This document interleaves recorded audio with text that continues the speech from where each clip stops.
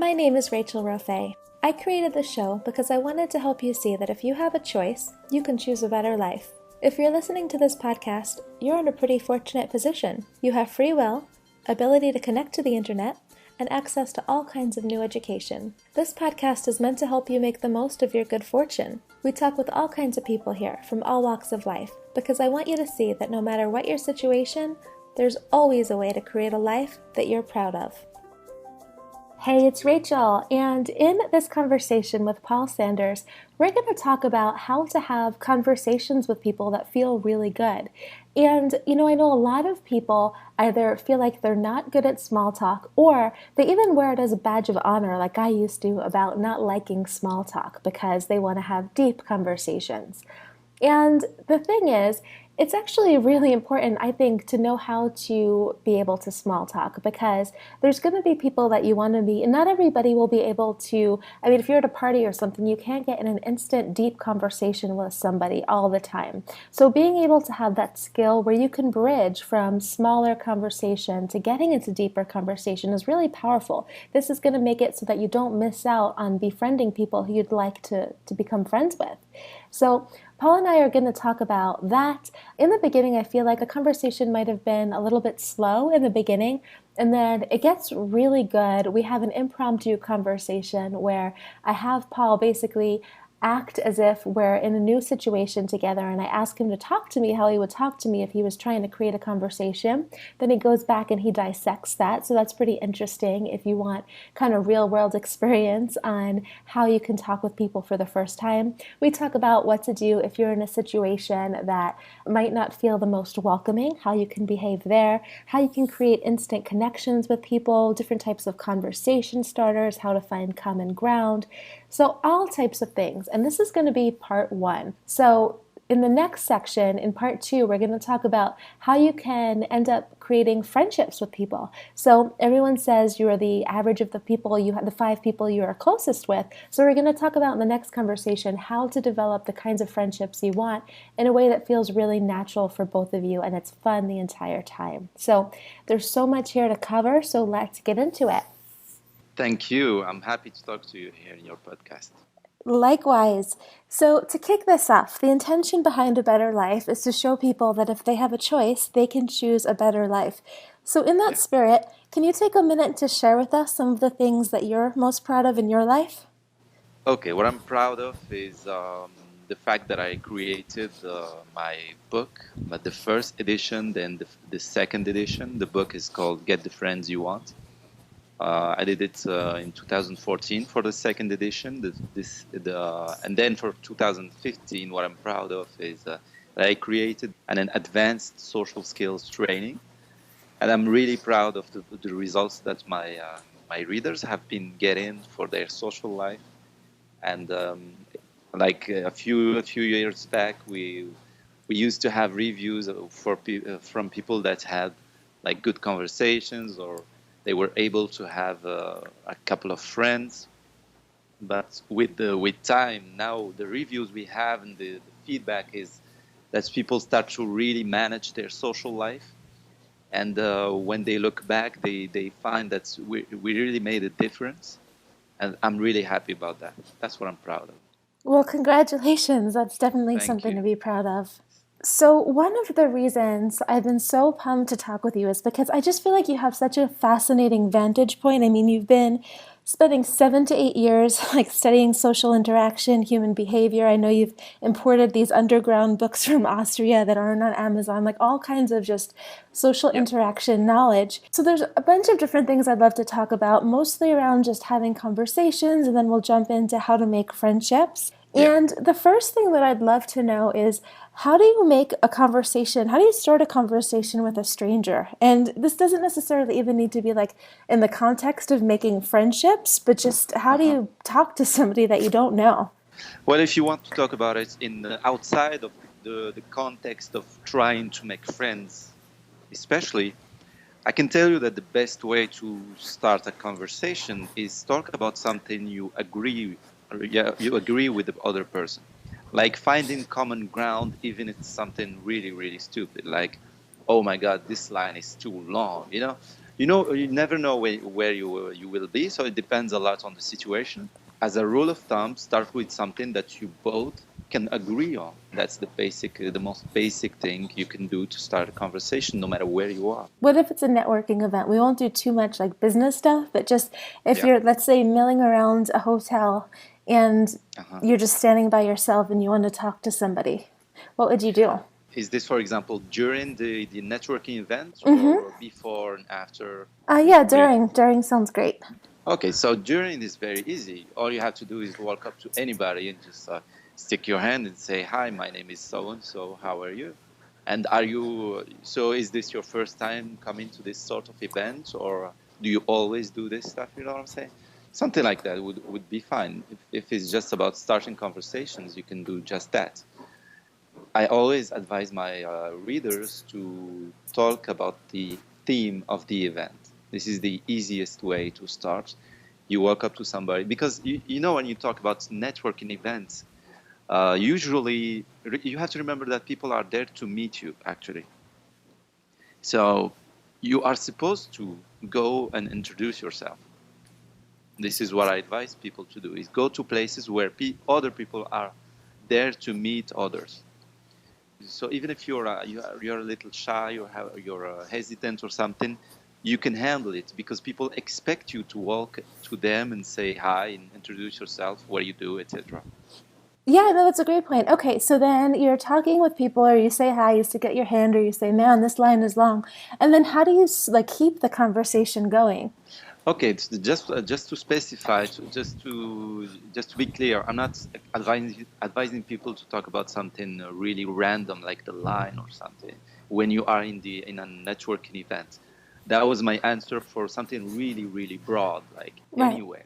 But in a networking event, you focus on you introduce yourself and you go right there and you ask, have you always came to these sorts of events? Or for example, let's say that you are on a networking event about web marketing, which is something you do. You say, so do you have your website, for example? Do you work in web marketing? That's a question about the theme again. You can say something like, do you work for an agency or do you have your own website? You never know. I mean, key is talk about the theme of the event, the subject of the event, because this is what you agree on. Both of you came to that event because you're interested on that subject. You're interested, so it's the easiest way to start. That makes sense, and I guess the theory being that common ground makes people like you faster. Yeah. But we're just talking about first conversations here. We're not talking really about how to get people to like you. You're right, but we're talking about the first sentences that come from your mouth, and it's very easy when you talk about the theme of the event. I mean, it's like going to a private party, and it's somebody's birthday. Okay, so how do you start a conversation with anybody there? You just say, how do you know XYZ? I mean, so and so. How do you know them? That so and so being the person that have the birthday. Okay. Yeah, that's clear. That's clear. And then, Okay, great. and then if you're at the grocery store, because now that you're talking about the networking event, I'm realizing that is really easy now that you've mentioned it like that. So you're at the grocery store then, and you can bond on the fact that the line is long. What would you say after that to hold a conversation? I don't suggest to people to try to make friends at the grocery stores.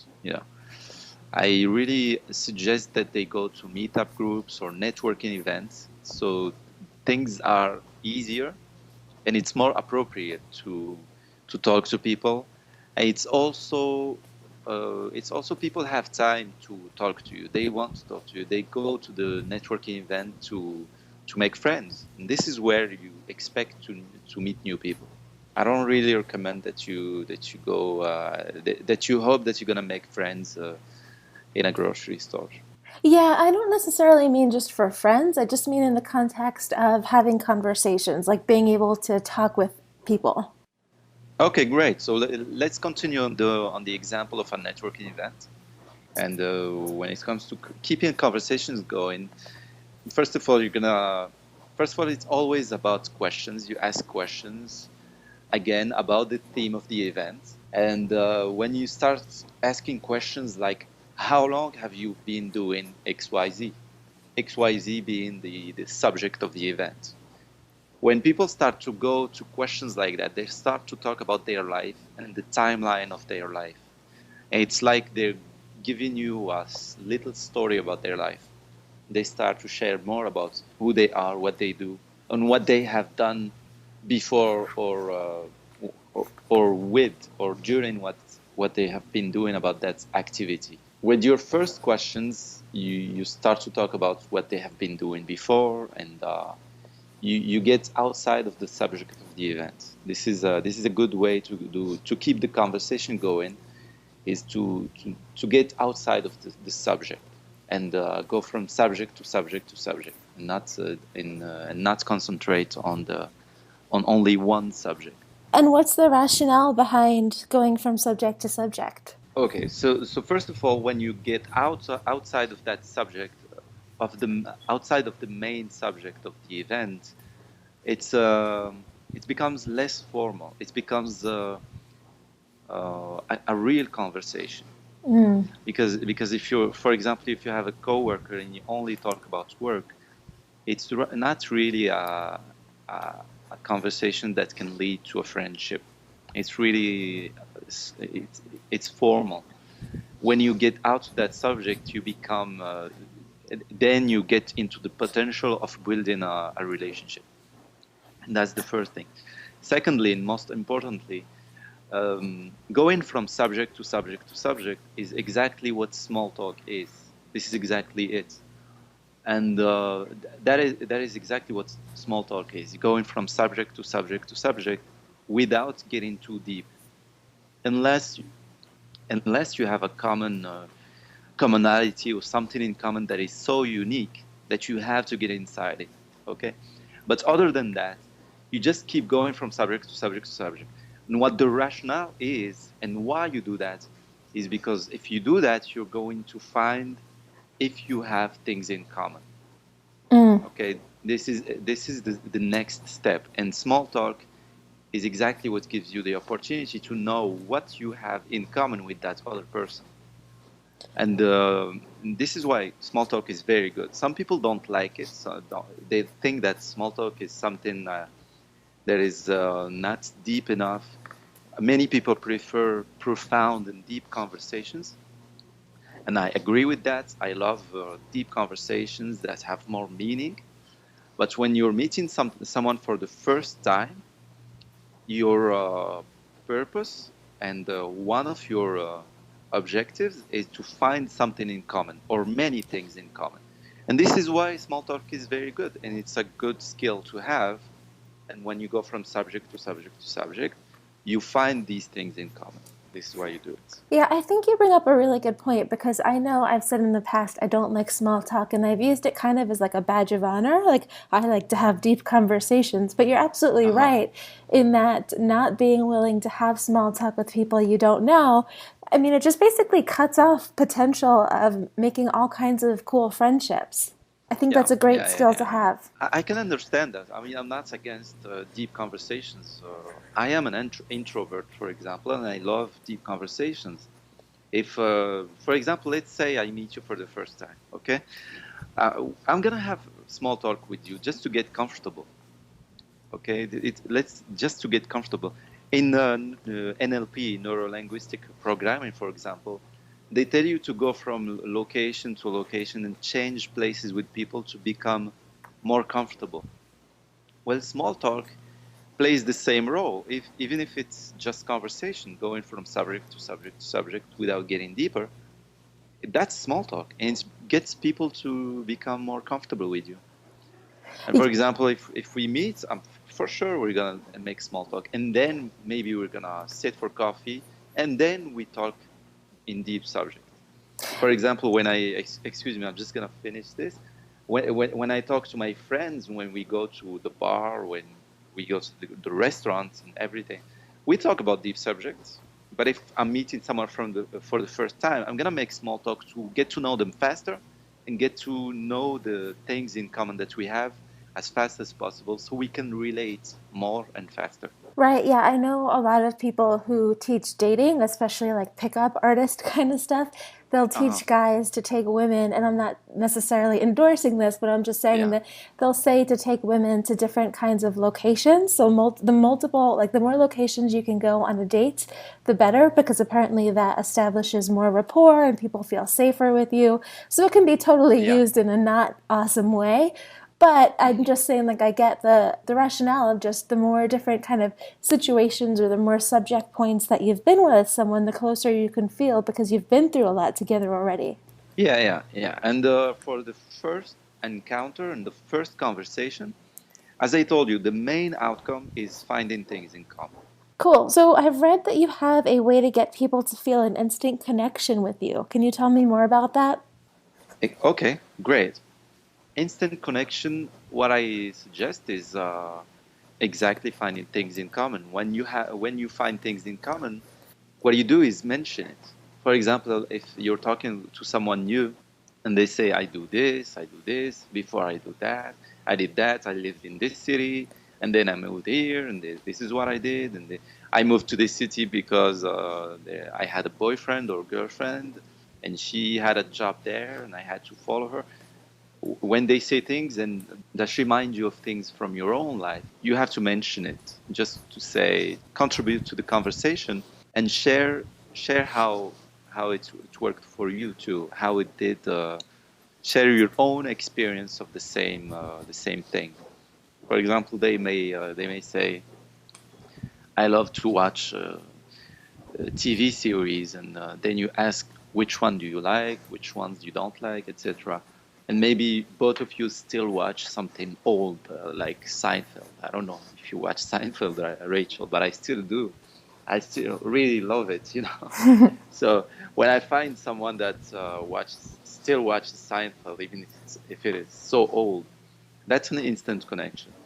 If we talk about a subject and I find that they have a particular opinion of something, for example, if we just mention politics and they notice something, maybe I've noticed the same thing, I'm gonna share it.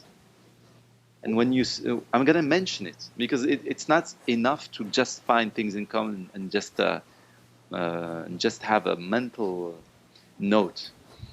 Uh, you have to go beyond that and tell them that, hey, I had the same experience about that. This is what's happened. This is what's happened, etc.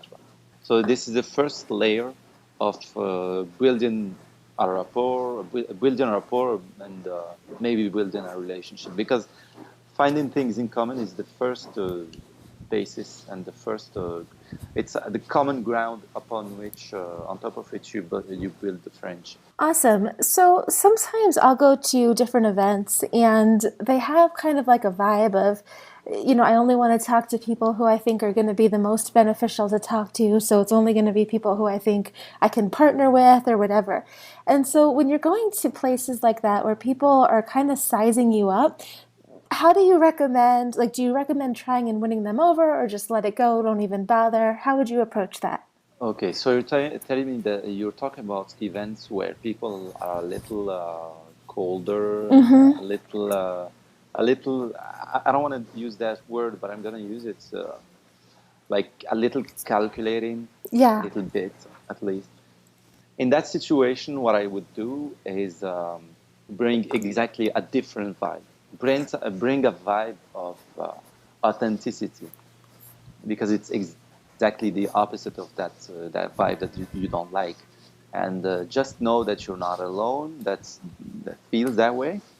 And if everybody is calculating, sizing each other up, but you are the person that is bringing a different vibe, a vibe of authenticity, a vibe of wanting to have partners, but also wanting to meet them personally, and just assume that you're going to care about them and what they do in life. And if you have that vibe of really not expecting too much from the event, you're going to be more attractive than the people that are just hitting you with 100 different questions just to know if you're really viable. Yeah, that's a really great point. And how do you work up? I mean, do you have any tips around just working up confidence to be like the only one with a certain kind of vibe?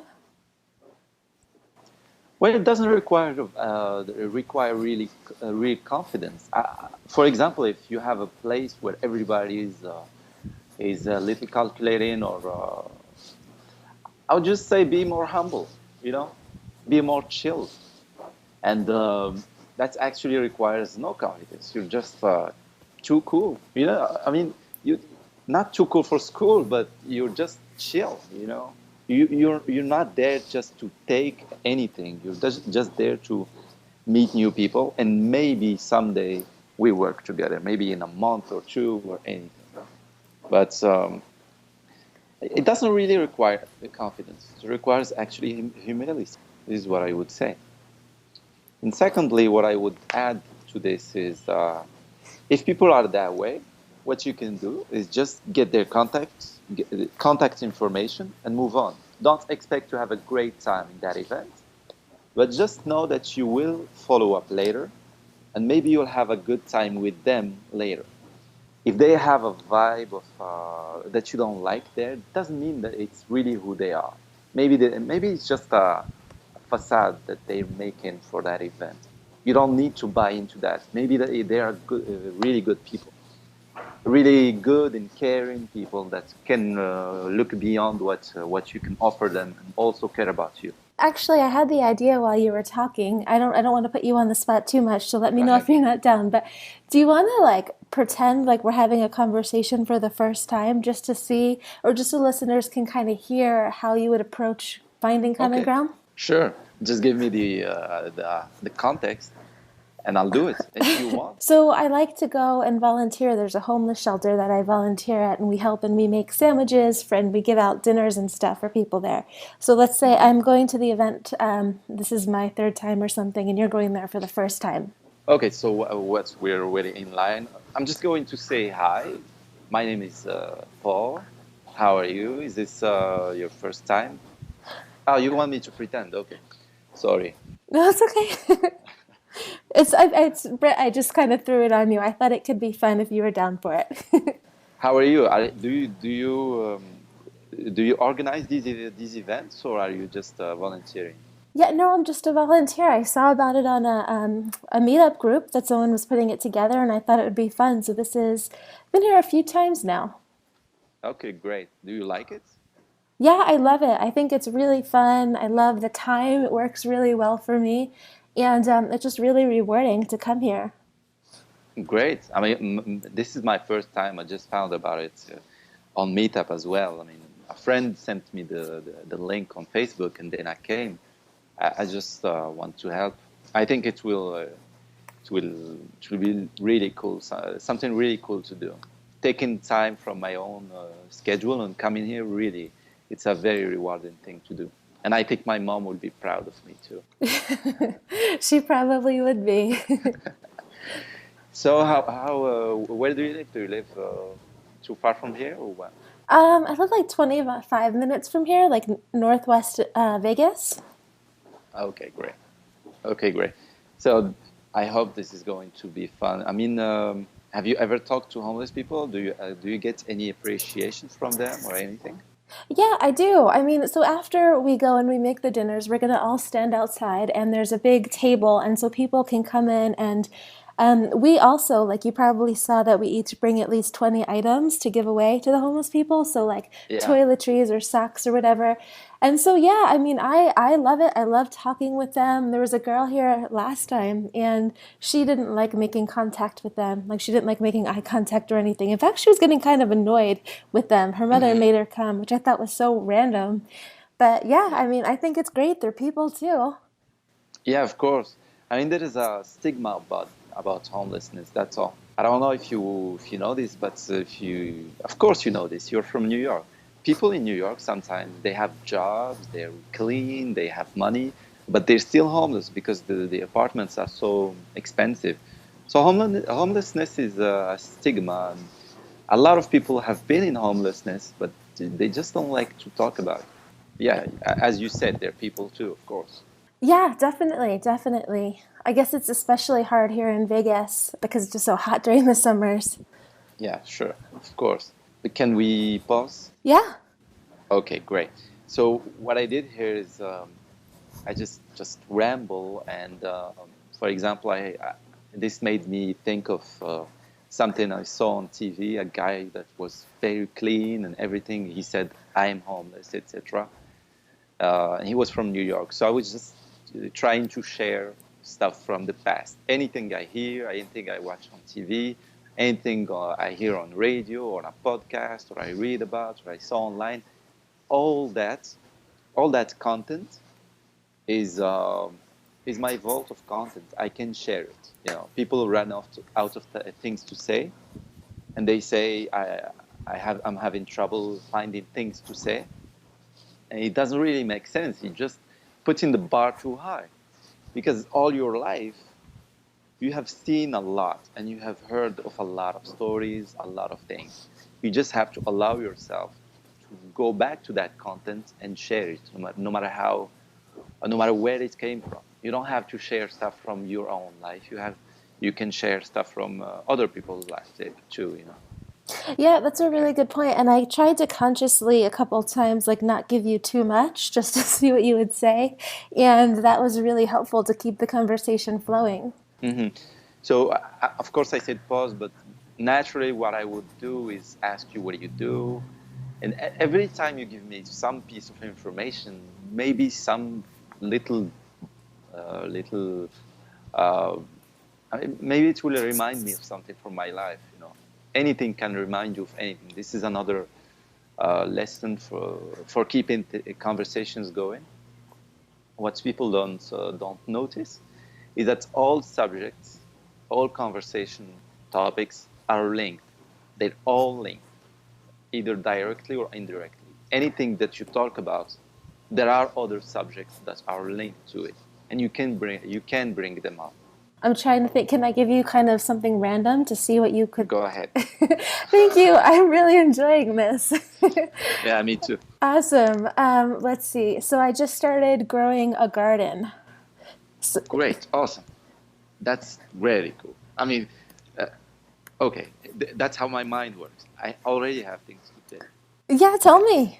Okay, great. So you're from New York originally, right? Mm-hmm. So I heard some investment guys, people that manage billions of dollars, okay, that are talking about in the future, we're going to, in the near future, like 20, 30 years from now, people who grow food are going to be the rich people, because food is going to be more and more scarce. And we will be forced to grow our own food. Of course, the scarcity of water is going to a little contribute to that.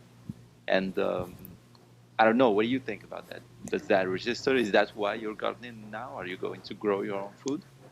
Oh, you're good. Yeah, that's awesome. You know, that's good. I mean, this is how you do it. I mean, anything you hear can be something you talk about. Even if it has nothing to do with you, nothing to do with your life, you can mention it. That creates conversation. And are you ever talking to people on your list or people that you're helping that are like, I don't watch the news, I don't pay attention to anything, I don't have that much to say? Do people ever say that? Well, I just insist that it doesn't matter what you watch. You watch something. I mean, you're on the internet, you have a phone, you have a smartphone, you listen to podcasts, don't you? I mean, come on, of course you listen to podcasts, you read articles online, even if it's something you've seen on BuzzFeed, even that, I don't care. Anything you watch. I mean, you're not asleep all day, and so you have content. You have just not been looking at it. And I mean, I understand what you say, because people have such a high bar for such a high standard. They think that they have to be impressive or cool or interesting. They don't. You don't have to. And actually, it's good to be interesting. But what happens is people put that standard so high, which creates an emotional tension. It creates friction, and that's why they run out of things to say. Of course, they have things to say. They are interesting people often. They have a lot to say, and they recognize. For example, they tell you that I have a lot to say, but when I meet new people, I I have nothing to say. My mind goes blank. And the problem is not content. The problem is that your emotions are tense. You're tense, and you think that you have to be impressive, cool. You have to impress others and be original. That's a good thing. I mean, you can be original, you can be interesting or funny. That's good. But if you're going to put that pressure on yourself, what's going to happen is that you're going to run out of things to say because you're putting too much pressure on yourself. How do you not do that? I mean, is it just like a practice? It is a practice, but first the first step is be aware of it. That's why I'm telling you, and telling you anyone who's listening about that, because uh, you can see it. I mean, I'm trying to mention a metaphor for this. Okay, so I call it the filter. So if you're going to if you're going to filter what you're going to share with people you just met, if you're going to share only what's cool, only what's interesting, only what's impressive, or only what shows you on a good light, if you put too many filters on yourself, there won't be much left. Okay? Yeah. Okay? So just know that you don't have to put all these filters, because when you put on yourself all these filters, there won't be much left, and it will be too much pressure. That's one thing. But when it comes to actually doing it and practicing, what I tell people to do is practice small talk in general, so they can focus on just creating conversations with anybody and with about any subject, and just make your subconscious mind realize that you don't need impressive stuff to say. You just have to go in that experience and go through it a couple of times or many times to really feel how you can talk about anything. It doesn't have to be very, very interesting. And I can tell you how I tell people to practice small talk if you Yeah, please. Okay. So what I tell people is you have a commute, you go back and forth to work and everything. I just recommend that you talk 5% more than usual. And wherever you are, and whoever you're talking to, even if it's a taxi cab driver or an Uber driver, or you're ordering something, or you're at work and you're talking to your coworkers, just focus on talking just 5% more than usual. Like put in 1 or 2 sentences more than usual, more than you're usually comfortable with. So the objective here is to push your comfort zone a little further, but it's just 5%. It's not much. And when you do this exercise, it forces you to just talk, say 1 sentence or 2 sentences. And with time, you'll realize how your comfort zone grows, and it becomes bigger and bigger. And you realize that you can talk to people for longer and longer and longer.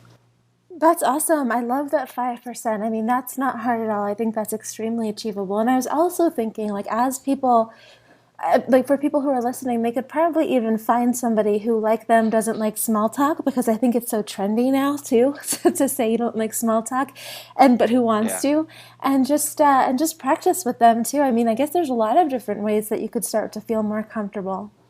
And I feel like we have covered so much. I'm thinking that we're actually probably just going to make a part 1 and a part 2 of this episode, because I think people could just listen to this show alone and just get so much from it. I don't want to overwhelm them. Okay, so that was section 1 of my conversation with Paul Sanders. And if you'd like to learn more about Paul, sign up for his newsletter. His website is at getthefriendsyouwant.com, getthefriendsyouwant.com. And you can sign up for his newsletter and just reply, and you'll be able to contact him. And then in part 2 of this episode, we are going to talk about, as I was saying before, how you can go and take these conversations and turn them into friendships, how you can make friendships with people that you would like to get to meet. So that'll be coming here very soon. So I'll look forward to seeing you over there. Thank you so much for listening to A Better Life. You can find all show notes for this episode at rachelrofe.com. If you enjoyed this episode, subscribe so you can automatically get access to all new shows. Let's also connect. Just go onto Twitter, Facebook, or Instagram /RachelRofe, and we can talk there. The opinions of all guests here are their own, and I'm not necessarily endorsing any of them. I do want to give you perspective though. And always remember, if you have a choice, choose a better life.